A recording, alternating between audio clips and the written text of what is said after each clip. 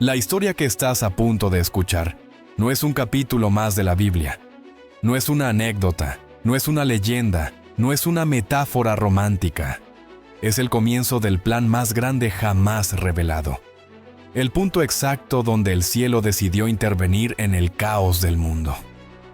El instante donde Dios escogió a un hombre para cambiar la historia de toda la humanidad.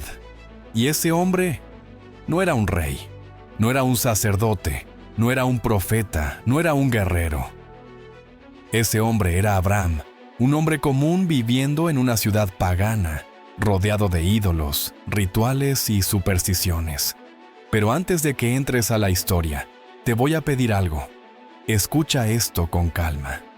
Porque no estás a punto de oír una historia antigua, estás a punto de oír tu reflejo. Porque Abraham no es solo un patriarca, es un espejo del alma humana, un símbolo del viaje espiritual, un retrato del proceso que tú mismo estás viviendo. Imagina Ur de los Caldeos, una ciudad gigante para su época.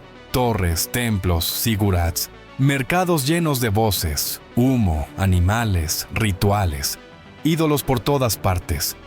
Una sociedad que había olvidado por completo a Dios. Nadie buscaba al Creador. Nadie esperaba nada del cielo. La fe era comercio. La religión era superstición. Y sin embargo, en medio de esa oscuridad espiritual, una voz descendió. No una voz mística, no un trueno, no un temblor. La Biblia dice simplemente, y Dios dijo a Abraham. Esa frase es un terremoto, porque significa que Dios todavía mira a la tierra. Dios todavía observa a los seres humanos. Dios todavía escoge personas que nadie esperaría. Y lo más increíble, Dios escoge a Abraham no porque fuera perfecto, sino porque estaba dispuesto.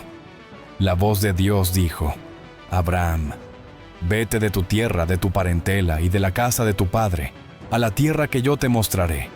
Detente aquí. Dios no le da mapa, no le da nombre del destino, no le da coordenadas, no le dice, sigue este camino, solo le dice, sal. Dios no le revela el destino, hasta que Él suelta la comodidad. Así funciona con Dios. Primero obedeces, luego entiendes. Primero avanzas, luego ves. Primero sueltas, luego recibes. Abraham tenía 75 años, sin hijos, sin herencia, sin descendencia, sin explicación lógica, pero tenía una voz que había decidido creer. Abraham empacó todo. Tomó sus animales, sus criados, sus cosas, y comenzó a caminar, día tras día, semana tras semana, mes tras mes, a veces bajo el sol ardiente del desierto, a veces bajo la noche helada, a veces sin saber si estaba yendo en la dirección correcta, a veces dudando de sí mismo. Porque los llamados de Dios no son cómodos, son procesos, son desiertos, son caminos largos donde Dios te moldea sin que tú te des cuenta. Y un día, llegó a la tierra de Canaán, una tierra que no era suya, una tierra llena de pueblos, murallas, ciudades fortificadas, una tierra que parecía imposible poseer. Y ahí, en medio de lo imposible, Dios volvió a hablar. A tu descendencia daré esta tierra.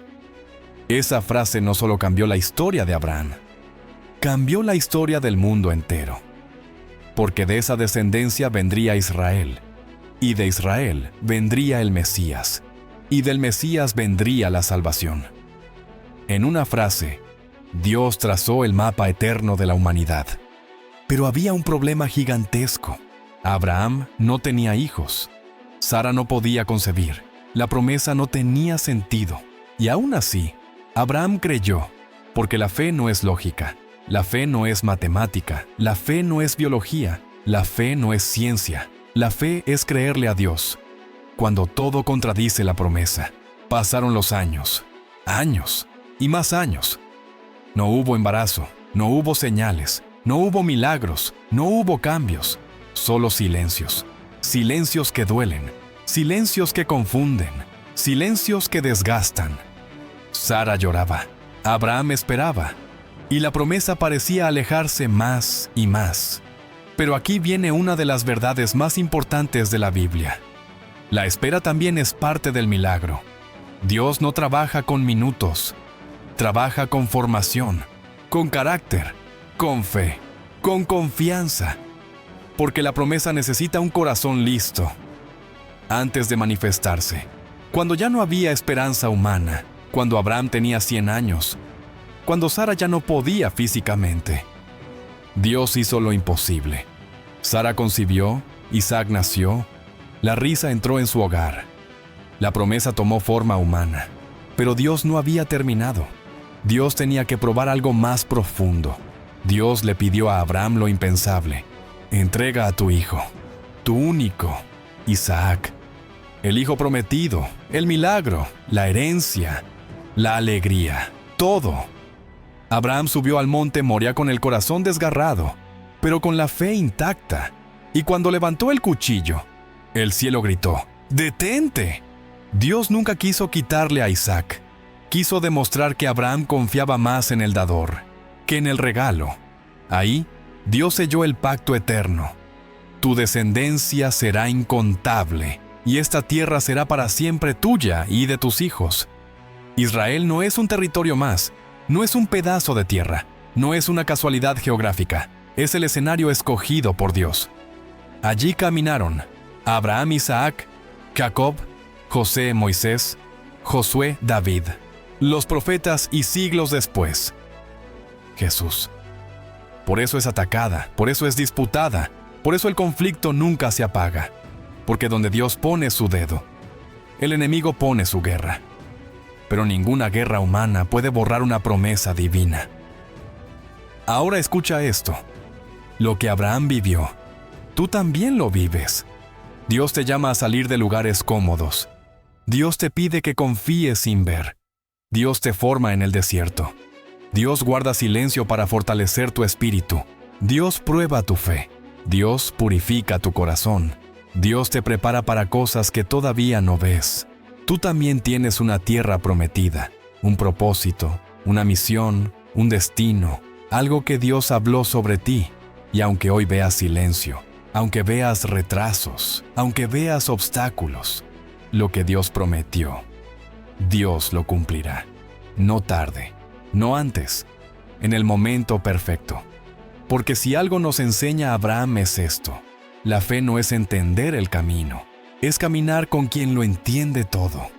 Y así como Dios cumplió con Abraham, también cumplirá contigo. Porque la promesa que cambió la historia sigue cambiando vidas hoy.